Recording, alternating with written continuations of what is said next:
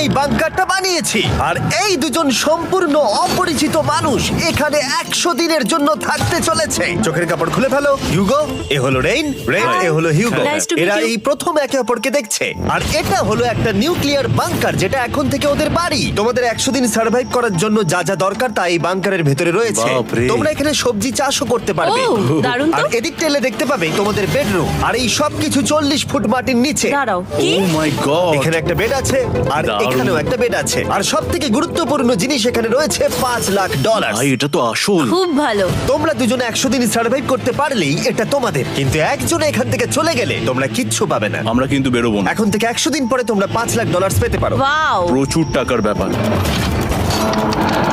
ঠিক আছে, দেখা যাক ওরা 100 দিন সার্ভাইভ করতে পারে কিনা।